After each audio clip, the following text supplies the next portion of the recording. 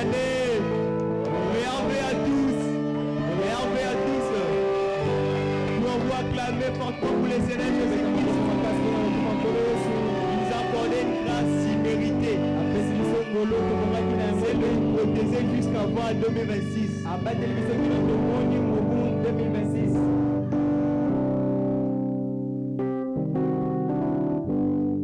Sans plus tarder, nous allons lire dans le livre de Marc. Marc chapitre 11, verset 20.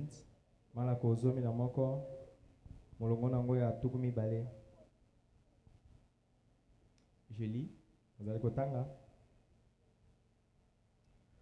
Le matin, comme il passait, ils virent les figuiers séchés depuis les racines.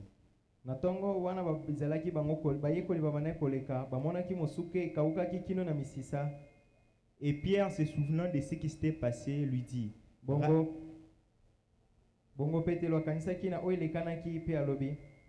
Rabbi, voici les figuiers que tu as maudits et secs.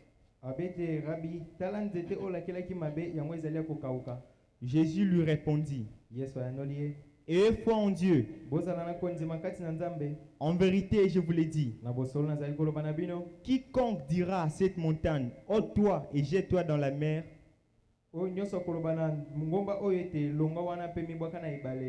et qui ne doutera pas dans son cœur, mais croira que ce qu'il dit c'est fait, tout ce qu'il aura dit lui sera fait.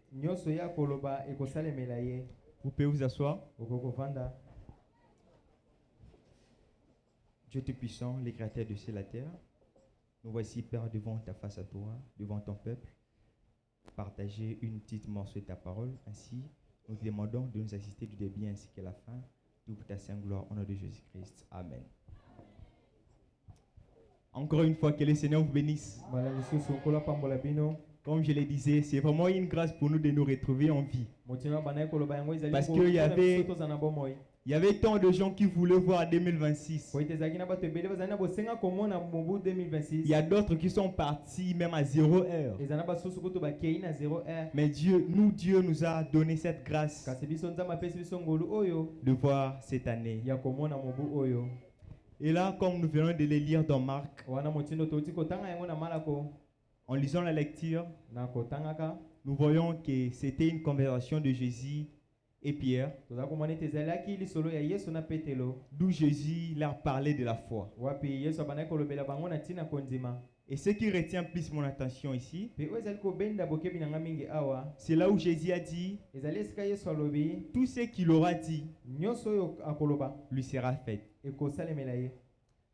Mon petit sujet, ou encore le petit thème que j'ai choisi pour ce matin, c'est la foi. Je sais que d'autres personnes se diront, mais pourquoi il a choisi la foi? J'ai choisi la foi parce que là, nous sommes au début d'une nouvelle année. Frère Branham dit que rien n'est impossible à celui qui a la foi. Branham dit que la foi peut créer. Qui le croit avec moi? Si vous le croyez, dans 2026, vous ferez des grandes choses. Il faut croire, hein? Croyez, c'est la parole de Dieu. Là, la Bible nous montre que tout est possible à celui qui a la foi. Rien n'est impossible à celui qui a la foi. Voilà me dit que actuellement, c'est vraiment une honte dans nos églises de voir des chrétiens qui n'ont pas la foi. C'est vraiment une honte. Prenons l'exemple d'Israël à l'Ancien Testament. Il y avait un moment où Israël avait des difficultés dans son pays. Il y avait une guerre entre l'Israël et les Philistins. Et après des temps, le peuple de Dieu s'était préparé pour aller combattre. Arrivé au lieu du bataille, ils ont vu de l'autre côté un grand géant appelé Goliath. Ils s'étaient préparés pour venir combattre. Mais lorsqu'ils ont vu Goliath, eux tous avaient peur. Ils se disaient, mais qui peut vaincre cet homme? Et là de l'autre côté, Goliath, en voyant leur père, il continue à s'inventer. Il se croyait invincible. Il se croyait le tout-puissant. Peuple de Dieu, j'aimerais vous dire que maintenant dans votre vie, quand le diable s'élèvera pour vous tenter, vous devez savoir qu'il y a Dieu qui va aussi s'élever de son coin. Rien ne peut vous atteindre tant que Dieu sera en vie. Et vu que notre Dieu est celui qui vit et qui règne éternellement, vous serez toujours protégés. Vous serez toujours protégés sous les ailes de Dieu. Qui le croit avec moi? Vous croyez que Dieu sera votre protecteur? Vous croyez que Dieu va vous bénir dans cette année 2026? Vous croyez que vous ferez les grandes choses dans cette année? Oh, vous devez croire, car c'est ça la loi de Dieu. Vous ne pouvez rien faire sans la foi. Sans la foi, vous ne ferez rien. Et là, le peuple de Dieu avait peur. Il ne savait pas quoi faire. Parce que de l'autre côté, il y avait un grand glorieux, du nom de Goliath, qui s'inventait, qui se disait, envoyez-moi vos soldats, je veux les tuer. Et là, au camp d'Israël, il y avait un homme appelé Saül. Frère dit que dans l'armée d'Israël, l'unique et la seule personne qui pouvait combattre Goliath, c'était Saül. Vous voulez savoir le pourquoi? Parce qu'il fallait me dire que Saül était la personne qui était mieux entraînée. Il était très bien formé pour le combat. Il connaissait combattre plus que tous les soldats de l'armée. Mais chose étonnante, quand Goliath de l'autre côté s'est inventé, même Saül aussi avait peur. Il se voyait incapable de s'avancer. Voilà me dit que c'est la même chose aujourd'hui à l'église. L'église a tout. Nous, les enfants de Dieu, nous avons tout. De bénédiction, nous avons la possibilité de marcher au-dessus de l'ennemi. Mais lorsque l'ennemi s'évente, nous avons souvent peur. On a souvent eu tendance à lâcher. Et là, Saül ne pouvait pas s'avancer parce que Goliath lui faisait peur. Peuple de Dieu, voilà dit que Saül, en soi, il pouvait combattre. Mais ce qui l'arrêtait plus, ce n'est pas parce qu'il manquait la force, mais c'est parce qu'il n'avait pas une expérience surnaturel avec Dieu. C'est parce qu'il n'avait pas encore vécu, expérimenté Dieu. Et c'est ce qui les retenait. Et voilà, me dit que c'est ça le problème avec les gens aujourd'hui. Tant de gens disent qu'ils sont des chrétiens. Beaucoup de gens font de publicité en disant qu'ils sont des chrétiens. Ils disent qu'ils sont des croyants. Alors qu'en est, ils n'ont pas la foi. Il y a un chrétien qui n'a pas la foi. Un chrétien qui n'a pas la foi, c'est comme un soldat qui part à la guerre sans armes. Tu seras tué. Parce que là, l'ennemi va prendre le dessus sur toi. Mais celui qui a la foi, c'est celui qui a l'arme. Il n'a pas seulement l'arme, il a l'assurance. Oh, peuple de Dieu, celui qui a la foi a Dieu. Mais celui qui a Dieu a tout. Tu le crois avec moi? C'est vrai. Celui qui a la foi a tout. Il a Dieu.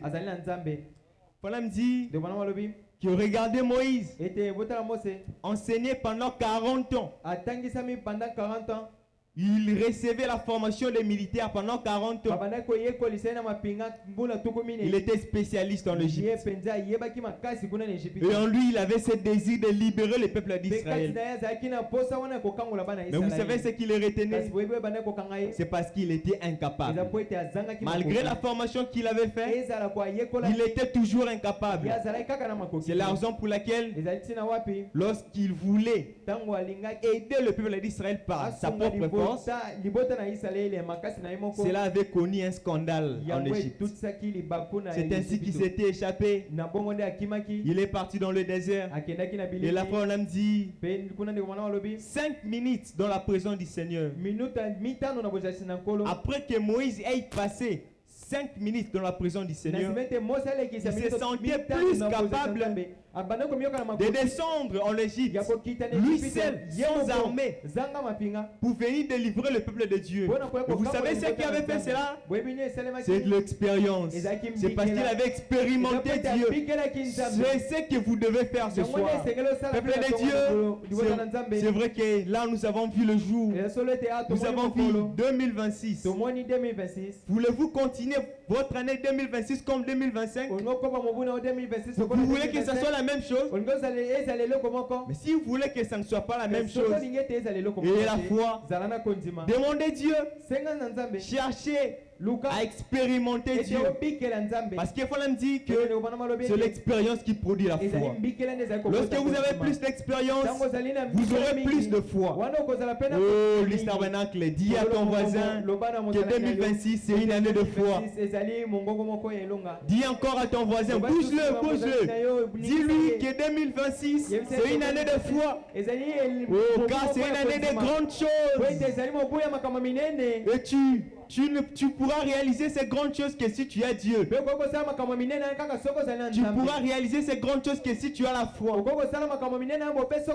Je peux me rappeler le dimanche passé, pendant que nous étions ici à l'église, le pasteur nous avait dit que 2026 sera une année de grandes choses.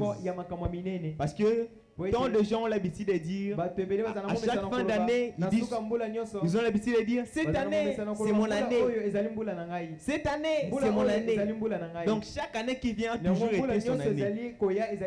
Et chaque année qui vient, il fait toujours rien. Vous savez le pourquoi? Parce qu'ils n'ont pas la foi. La sémence prédestinée de Dieu, celui qui a la foi, lorsqu'il proclame quelque chose, Dieu sera derrière, l'accompagner afin d'accomplir cela. Oh, peuple de Dieu, si vous avez programmé quelque chose pour 2026, oh, je prie que Dieu vous aide à accomplir cela. Celui qui le croit, qui crie Alléluia. Celui qui le croit, qui crie gloire à Dieu. Alléluia. C'est vrai, c'est ce que vous devez faire. Cherchez une expérience si on est tiré avec Dieu. C'est ce qui va plus affermir votre foi. Si vous n'avez pas la foi, vous serez comme le serviteur d'Élie. Le serviteur d'Élie, là à Dothan, là où vivait Élie. Un jour, il y avait l'armée des Syriens qui étaient venus chercher Élie. Ils avaient entouré la ville. Et les serviteurs d'Élie étaient sortis. Le serviteur d'Élie était sorti le matin comme d'habitude. En sortant, il voit cette armée devant leur porte en train de chercher Élie. Sans expérience, sans connaissance de Dieu, sans connaître en qui il croyait, sans connaître ce que Dieu pouvait faire, il a eu peur. Il est rentré dans le temple. Il a dit, Élie, il a dit, maître, là dehors, l'armée est à notre troupe. Et lui regarde de manière très calme. Vous savez pourquoi il était calme? Parce qu'il avait l'expérience de ces dieux. Il avait expérimenté ces dieux. Vous savez qu'à n'importe quelle situation, Dieu allait toujours les sortir. C'est ce que vous devez avoir ce matin, peuple de Dieu. Oh, vous devez avoir cette expérience en vous. Enfin, d'être capable de se tenir, afin d'être posé devant chaque problème. Parce que si vous avez une expérience sur la terre avec Dieu, devant chaque problème, vous serez calme et en foi que Dieu va agir. C'est ainsi qu'Élie sort et lui dit, petit, il ne faut pas avoir peur. Ceux qui sont avec nous sont de plus nombreux que ceux qui nous entourent. Sans expérience, il regarde et dit, mais ici je ne vois que toi et moi. Peuple de Dieu, j'aimerais vous dire ceci. Peu importe le nombre que le diable peut prendre pour venir vous combattre, Dieu sera toujours de votre camp. Peu importe combien ils seront, même s'ils sont à 1000, s'ils viennent pour te toucher, ils verront l'armée du Dieu Tout-Puissant. Oh, et Dieu prendra soin du reste. C'est ainsi qu'Élie le regarde. Il regarde les cieux et dit, Dieu ouvre ses yeux afin qu'il voie. Et là, Dieu avait ouvert ses yeux. Il a regardé là au-dessus. Il a dit l'armée de Dieu. Oh, peuple de Dieu, n'ayez pas peur devant chaque situation, devant chaque problème. Dieu est toujours là. Déjà, vous devez savoir qu'il n'y a rien qui peut vous atteindre sans que Dieu ne le permette. Et si Dieu permet que quelque chose vous arrive, il est celui qui sait qu'il est capable de vous sortir de cette situation. Qui croit que Dieu va les sortir de toute situation en 2026? Qui croit que Dieu va l'aider en 2026? Celui qui croit, qui crie gloire à Dieu. Celui qui croit, qui dit alléluia. C'est vrai, Dieu va vous aider. Oh, peuple de Dieu. Et là, Saül n'avait pas d'expérience. Saül avait peur. Il était capable de manière physique, il était capable. Mais l'expérience lui faisait défaut. C'est ainsi qu'il avait peur. Il était resté. Et ils avaient laissé Goliath s'inventer. Phalam dit que pendant que toute cette scène se faisait, là dans le champ, là dans la forêt, il y avait un jeune homme appelé David. Phalam dit que c'était un jeune garçon au teint rose. Phalam dit que dans sa vie, il n'avait jamais touché le paix. Phalam dit que dans sa vie, il n'avait jamais porté le bouclier. Un jour, les parents de ces petits David lui dit, David va laisser la nourriture pour tes grands frères. Et là David monte. Il part pour laisser la nourriture. Il faut dire que c'était des gâteaux. Et arrivé là-bas, il regarde sur la colline. Il voit Goliath en train de défier l'armée de Dieu. Il faut dire que David a regardé ses grands frères et a dit, mais là, je ne crois pas. Comment pouvez-vous laisser cet incirconcis inciter l'armée de Dieu?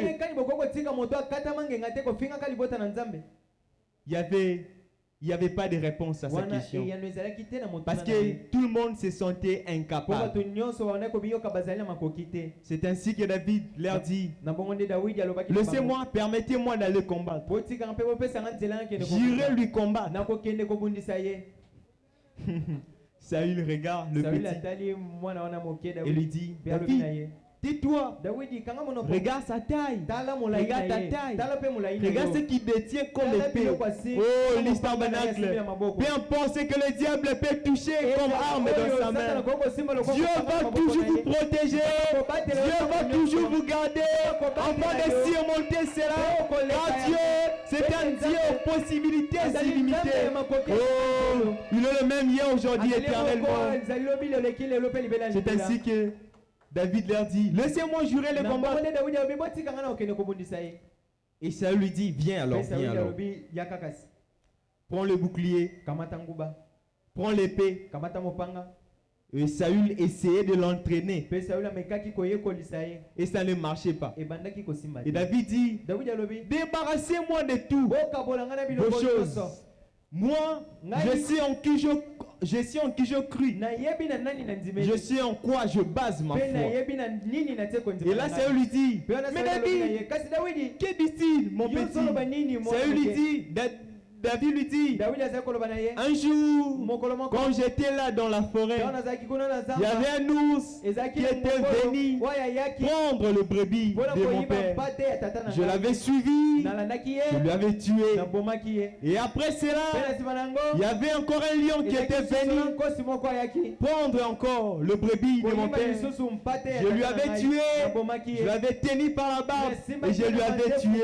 Oh, peuple de Dieu, David était sûr et certain qu'il pouvait combattre Goliath. C'était parce qu'il avait acquis une expérience surnaturelle là dans la forêt. Oh, c'est ainsi que David a regardé. Il a dit, le même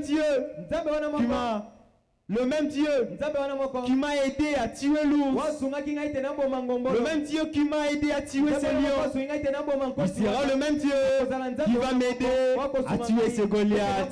Et Saül regardait et lui disait, mais comment vas-tu le faire? David a dit, je la foi en Dieu, je sais que je vais le faire. C'est ainsi que David prend route et monte vers la montagne. Son expérience ne faisait qu'agrandir sa foi. Il y avait plein de fois, David s'est avancé devant Goliath. Il a tué l'Isle Tabernacle. Ce soir, je vous demanderai d'avoir foi en Dieu. Car si vous avez foi en Dieu, rien ne vous sera impossible. Cherchez une expérience surnaturelle avec Dieu. Car si vous avez une expérience avec Dieu, votre foi va toujours s'augmenter devant un problème. Que Dieu vous bénisse.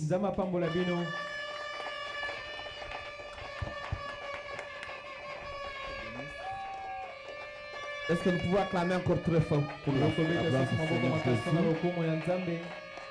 je vais demander au groupe Lumière de passer pour chanter en l'honneur du Seigneur.